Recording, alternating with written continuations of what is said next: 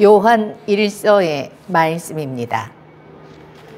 사랑하는 여러분, 우리가 예수 그리스도에게서 듣고 이제 여러분에게 전하는 말씀은 이것입니다. 곧 하느님은 빛이시며 그분께는 어둠이 전혀 없다는 것입니다.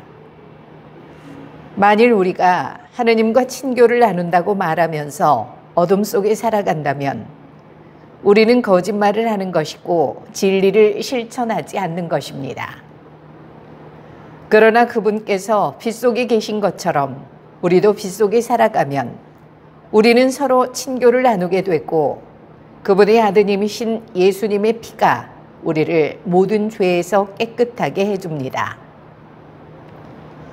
만일 우리가 죄 없다고 말한다면 우리는 자신을 속이는 것이고 우리 안에 진리가 없는 것입니다.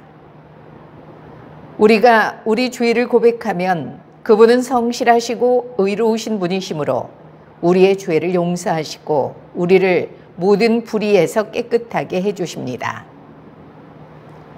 만일 우리가 죄를 짓지 않았다고 말한다면 우리는 그분을 거짓말쟁이로 만드는 것이고 우리 안에 그분의 말씀이 없는 것입니다.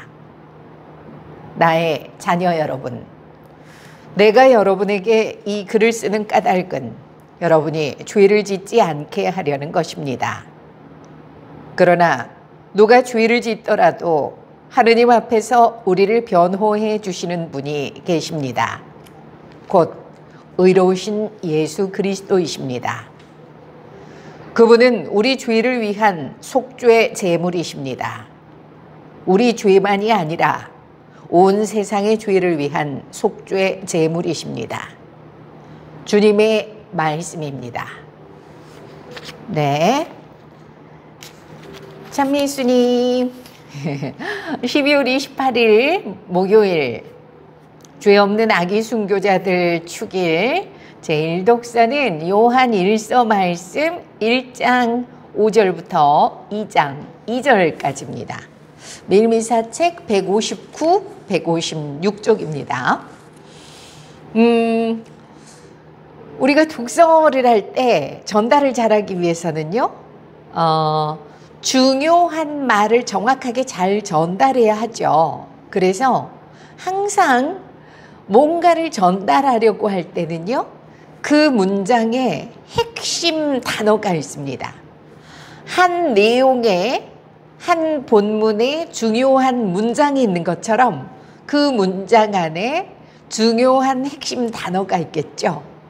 그런데 그 정작 의미 전달을 하는데 핵심적인 그 단어를 대충 뭉뚱그려서 발음해버리는 경우가 허다합니다. 물론 낭독하는 사람이 나 이 부분 대충 하고 넘어가야지 이렇게 의도하에 하는 경우야 없겠죠. 그냥 그것을 자각하지 못하고 그냥 하던 대로 할 뿐일 겁니다. 그런데 그걸 의식해야 한다는 뜻이에요. 중요한 말을 정확히 하라. 중요한 단어는 정확하게 전달하려고 노력하는 이 마음의 자세가 말씀을 정확하게 전달하는데 큰 도움이 됩니다. 그런데 우리는 독서를 늘상 해오던 대로 하시는 분들이 이런 실수를 할 수 있어요. 나는 예외는 아닌가 한번 생각해 보실래요? 잘 안 되는 발음, 내가 연습할 때 이 부분이 안 된다 싶으면 그것은 어렵다고 느끼겠죠? 그러면 그 어려운 발음은 굉장히 천천히 또박또박 하게 될 겁니다. 이것은 문장의 중요한 핵심 단어를 정확히 전달하려고 하고 있는 게 아니죠. 그냥 내가 발음이 어려운 단어를 정확히 전달하려고 하는 걸 겁니다.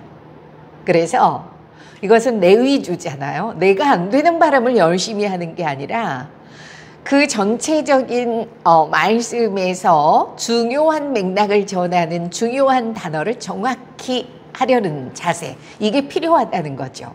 그럼 어려운 발음은요, 당연히 열심히 연습해서 그냥 잘 될 정도로 술술 나올 정도로 연습은 해야 되는 게 맞겠죠. 그래서 자, 그러면 중요한 말이라는 건 어떤 걸까요? 볼게요. 지금 시작하는 5절 보겠습니다. 우리가 예수 그리스도에게서 듣고 이제 여러분에게 전하는 말씀은 이것입니다. 이랬거든요. 그러면 여러분에게 전하는 말씀이 이것이라고 했어요. 이것이 뭘까 궁금하겠죠. 그럼 이것을 강조해 줘야 돼요. 이것입니다. 그냥 전하는 말씀은 이것입니다. 이것입니다. 묻히잖아요. 이러면 안 된다는 거예요. 전하는 말씀은 이것입니다. 이것입니다. 강조해 줘야 돼요. 강조하려면 힘을 주면 됩니다. 그리고 발음을 천천히 또박또박 하면 됩니다. 이것입니다. 했어요. 그럼 듣는 사람이 이것? 그럼 이게 뭘까? 귀를 기울이게 만드는 것. 이게 말하는 사람, 발화자, 낭독하는 사람. 우리는 전례에서는 독서자예요. 자, 그럼 이것을 들으려고 귀 쫑긋하겠죠? 그럼 이제 이것을 읽습니다. 곧 하느님은 빛이시며 그분께는 어둠이 전혀 없다는 것입니다. 이 문장도 볼게요. 곧이 중요합니까? 아니죠. 빛과 어둠이 중요해요. 그런데 곧 하느님은 빛이시며 그분께는 어둠이 전혀 없다는 것입니다. 어둠이 전혀 없다. 이렇게 아무 생각 없이 빛과 어둠을 전혀 전달하지 못하는 낭독하시는 분들 많습니다. 나만 몰라요. 듣는 사람들은 뭐라고 이렇게 귀 쫑긋하게 만들면 잘하는 낭독이 아니라는 거죠. 자, 중요한 말을 정확히 하라. 이거 꼭 염두에 두시고 연습하시면 되고요. 그런데 이를테면 어려운 발음을 정확히 하려는 사람들이 많죠.